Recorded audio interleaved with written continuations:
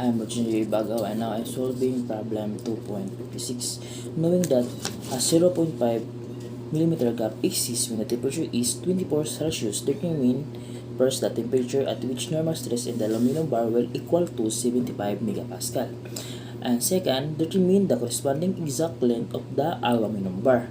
So this is the figure of 2.56 and this is the given value. Solution in the first case, delta 1 equals alpha delta t L1 and delta 2 equals alpha 2 delta t L2. So the formula in the first case is delta equals delta 1 plus delta 2, and in the second case is delta 1 equals force times L1 times delta 1 over delta 1 A1, and for delta prime 2 equals FL2 plus delta 2 equals A delta 2 over A2.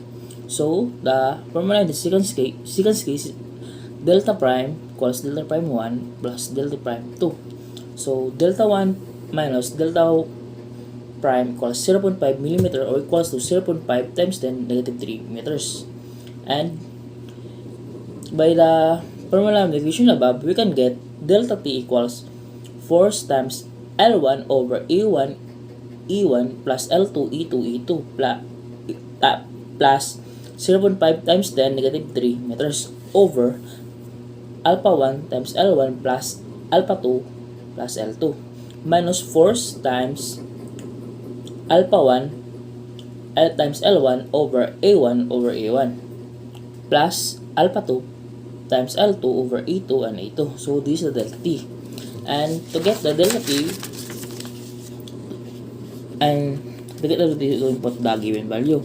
First, we need to get the force. So force is equals to 75 MPa times 1/8 millimeter squared or equals 7 times 10 power of 6 Pascal times 1.8 times 10 negative 3 m squared or equals to 135 times 10 to the power of 3 Newton.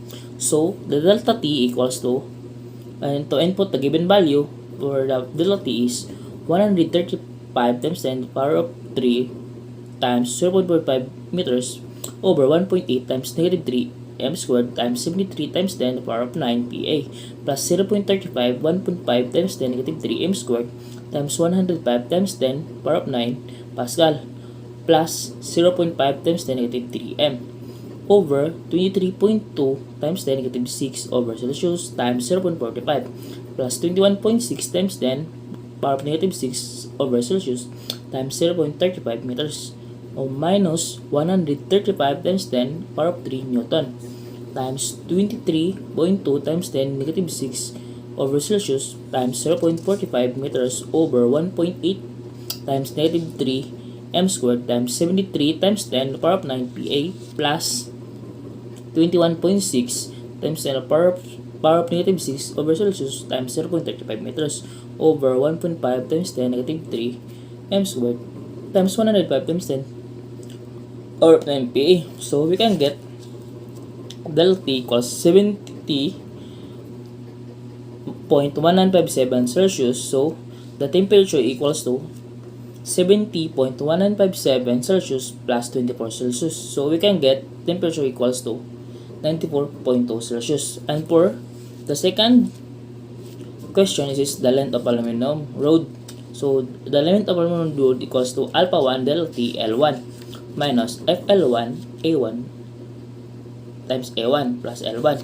So the input the given value is equals to 23.2 times 10 power of negative 6 over Celsius times 70.1957 Celsius minus 135 times 10 to the power of positive 3 Newton times 0.45 meters over 1.8 times 10 negative 3 m squared times 73 times 10 to the power of 9 PE plus 0.45 meters. So the length of the aluminum rod is 0.45106 meters or equals to 0.45 meters. That's all. Thank you.